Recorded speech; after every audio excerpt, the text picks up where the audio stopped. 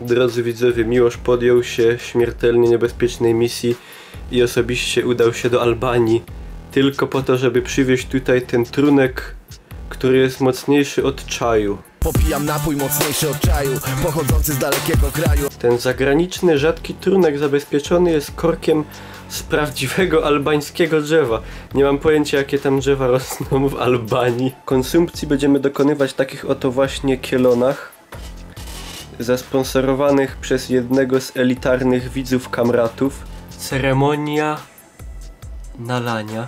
Ale ci się łapy trzęsą. Barwa jest taka...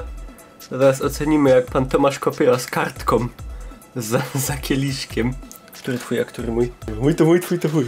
Barwa taki zdrowy mocz. Jasno rzekłbym słomkowa. Smak